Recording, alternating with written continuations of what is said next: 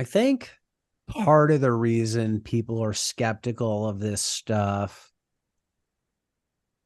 be it rock powders,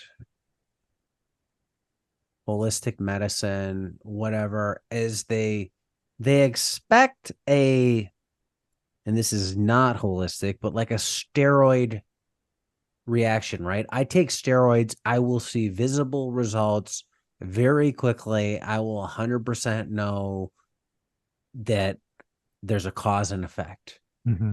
Where I think some of the issue with these things, and even going down to things that aren't necessarily is pushing into this realm of like biochar, is there isn't a I do it and I see the results. Like we're just not calibrated like with our observation systems. I know you've seen great results, so we'll get to this. Oh yeah, yeah.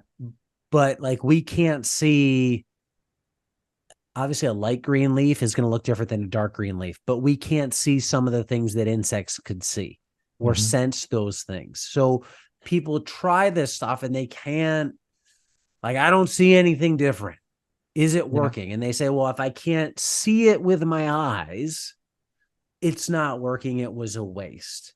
Mm-hmm. What, and I know you had great results, and I don't want to over promise people because I think Of that course. can set them up for extreme disappointment. And I think Mm-hmm. that's where, again, where some of this stuff gets like snake oil salesmen from the late 1800s. I'm not saying this is that at all, Sure. but hey, like, Joe, drink this and it cures, everything, Mm-hmm. gonorrhea, alcoholism, you name it. Because And that's then, not what I'm suggesting. no, I know that. And No, I'm no, not no. I saying, mean, what I'm suggesting is not was not easy. It requires effort. and, and I think, so if somebody puts this in and you're a Mm-hmm. gardener or market farmer, and what are realistic, reasonable results that you can expect? Staggering yields, unbelievable results. Expect that. That's what you should expect. If you want me to play it down, I will out of safety and say, expect what you put in. You're not going to install the systems and not do your other work. Most people have cut themselves off from the ability to receive information. Number one, because we've been primed for that through desensitization.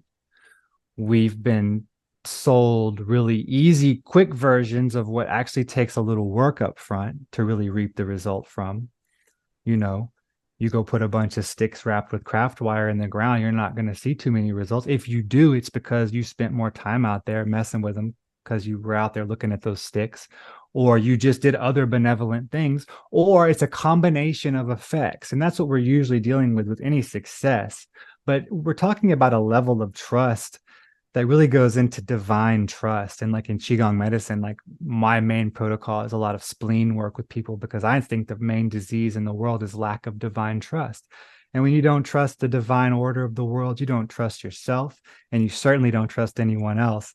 And when things take a lot of effort or physical labor, or even at this point, a pretty minimal amount of physical labor, or it devalidates your previous paradigm of thought, and that's part of your identity, then get out of here. People aren't denying it because it doesn't work. They're denying it because they don't want to change their paradigm of thought because they think it invalidates their past.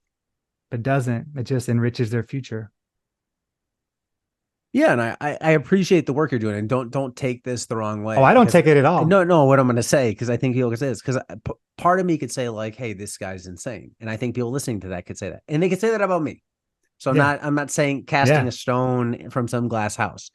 And then part of me is like, hey, we need more people like you to expand and build upon knowledge. And if we don't have the using quotation marks insane thinkers, out Mhm. of the box thinkers who push the limits, that challenges how we identify with our past, Mhm. we don't make progress. And I think too much change and focus on like pushing is like, well, let's make the next device for a consumer or something like that, right? Like that's where it's all fine if you want to go invent AI, right? Like that's cool. But if you want to push the limits of electroculture, it's like, well, that's quack, Oh, right? you're a wild man. Yeah. I mean, Yeah. I'm proud to be called insane if the sane is the other option But yeah, I of think it's stagnance. important, right? Yeah. You have Yeah. to have Agricultural sustainability. Sustainable agriculture includes sustaining the expansive interest in the mind of the agriculturalist. We're dealing with static agriculture out here, even amongst the young farmers. Even down to silly stuff. Like I noticed, like they think they have to wear canvas and muck boots. No, you can wear linen, you can wear slippers. It's all good. It's all love. There's a lot of stuff that's expected of us, even from our customers.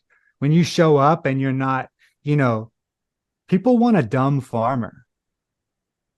People want a farmer that knows how to grow a crop and how to go to church, and that's about it.